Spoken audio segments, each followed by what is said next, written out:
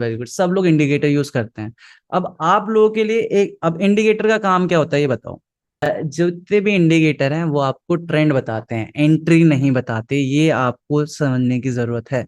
Even the signal candle, जैसे आप McD वगैरह यूज करते हो, उसमें सिग्नल कैंडल होता है, इट सिग्नल्स की ट्रेंड क्या है, ट्रेंड चेंज हो गया है। इट डजेंट सिग्नल कि यहाँ पे आपकी एंट्री है। आपको एंट्री करनी होती है थ्रू टेक्निकल एनालिसिस, जो भी आप प्राइस एक्शन करते हो, जो भी आप क्या कहते हैं अपना क्या कहते हैं वॉल्यूम एनालिसिस करते हो, प्राइस एनालिसिस करते हो, उसके बेसिस पे आपको ट्रेड लेना होता है। अब मान लो आपको प्राइस एक्शन आता है, थोड़ा इतना एक्सपीरियंस हो गया, थोड़ा मैंने समझा दिया है, एसएमसी भी समझा दिया है, तो आपको इतना आ गया है कि किस तरीके से आपको प्राइस एक्शन करना है। प्राइस एक्शन करने के बाद अब आपको इंडिकेटर यूज करने की आदत हो गई है। अब इंडिकेटर यूज करना सही है या गलत है, ये it's a very subjective term.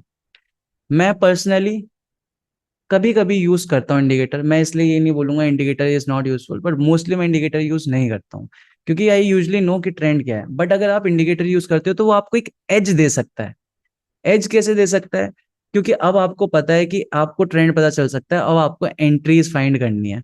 अब जैसे आप लोग क्या यूज करते हो, जैसे मूविंग एवरेज, मेरा भी एक इंडिकेटर है, मेरा पर्सनल इंडिकेटर है, मैं वो लगा देता हूँ। जैसे इस एरिया को ही ले लेते हैं, इस एरिया को ही ले लेते हैं। अब यहाँ तक मेरे को नहीं पता था कि बुलिश है बेरिश है, जस्ट सपोज मेरे को आइडिया नहीं है, मैं कंफ्यूज हो रहा हूँ, अब मेरे को यहाँ क्या पता चला, अरे यार ये मत बताओ। ठीक है, अब यहाँ मेरे को पता है बेरिश है। ठीक है, दिस इज माई बेरिश, जो ये पर्पल है तो बेरिश है, ग्रीन है तो बुलिश है, ये मेरा पर्सनल है, मैं अपने तरीके से यूज करता हूँ। अब मेरे को पता चला यहाँ पे बेरिश है, यहाँ पे इक्वल हाइज बन गए। अब मेरे को ये पता है कि यहाँ पे अगर मार्केट ट्रिगर करेगी मेरी एंट्री बन सकती है। तो इस तरीके से मेरे को अपनी एंट्रीज कंबाइन करनी है।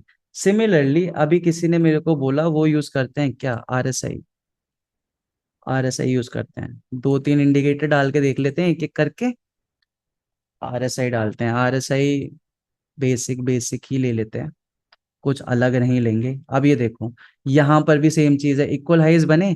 यहाँ पर क्या मिला हमें, ये देखो, यहाँ पे हमारा ओवरबॉट जोन में आ चुका है, हम यहाँ से भी सेलिंग कर सकते थे। प्लस आरएसआई, अब आई डोंट नो आप लोग किस तरीके से यूज करते हो, मेरा यूज करने का तरीका थोड़ा अलग है। मैं इसको प्राइस एक्शन की तरह यूज कर सकता हूँ। यहाँ पे मेरे को क्या पता चला, डाइवर्जेंस है यहाँ पर। डाइवर्जेंस कैसे है, क्योंकि यहाँ पे इक्वल हाइज बने हैं कहीं ना कहीं, बट यहाँ पे हमें क्या मिल रहा है, अनइक्वल हाइज मिल रहे हैं। यहाँ पे मार्केट नीचे, यहाँ पे आरएसआई नीचे है, यहाँ पे ऊपर है। तो यहाँ पे मेरे को पता चला कहीं ना कहीं ये ओवरबॉट जोन में जा रहा है। यहाँ पे जो जितना इसमें दम है वो यहीं पे खत्म हो चुका है, इसके ऊपर इसमें दम नहीं है, यहाँ से सेलिंग आ गई। आपने आरएसआई भी इसमें यूज कर सकते हो। 70 आई गेस, ये 80 होगा।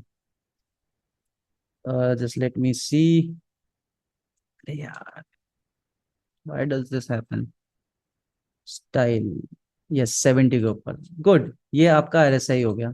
ऐसे ही अगर आपको मूविंग एवरेज यूज करना है, where is the moving average, SMA किसने लिखा था, ईएमए कर लेते हैं, एसएमए ईएमए एक ही बात है, बस थोड़ा अलग आपको पता चल जाएगा। I have this ribbon also. अब यहाँ पर तो ये तो बहुत कंफ्यूजिंग हो गया, मैं यहाँ पे इसको थोड़ा हटा देता हूँ। अब जैसे दिस इज 45 मिनट्स, अगर ये 45 मिनट्स है तो आप 50 और 30 यूज कर लो, 50 एंड 30 इज गुड इनफ। अब यहाँ पे मेरे को क्या पता चल रहा है, यहाँ पे देखो, ये इन दी एंड ये तो बेरिश बता ही रहा है कि यहाँ से बेरिश चल रहा है। यहाँ पे मार्केट ने ऊपर आने की कोशिश करी, यहाँ पे फिर दोबारा मार्केट नीचे ही है, यहाँ पे ऐसा कुछ है नहीं। तो आप इसके थ्रू, आई थिंक यहाँ पे आप एक एंट्री नहीं बना पाते सोनली ऑन द बेसिस ऑफ ये मूविंग एवरेज। बट अगर आप मूविंग एवरेज और एसएमसी को कंबाइन कर लेते तो आपको पता होता कि यहाँ पे कहीं ना कहीं एक मेरा बेरिश ट्रेंड चल रहा है, तो उसके बेसिस पे मैं यहाँ पे ट्रेड ले सकता हूँ बेरिश साइड पे। ठीक है, I hope this is clear. बाकी तो ऐसे दुनिया भर के इंडिकेटर है, मैं सारे इंडिकेटर्स नहीं लगा सकता। आई होप यहाँ तक सबको क्लियर हो कि आपको किस तरीके से यूज करना है।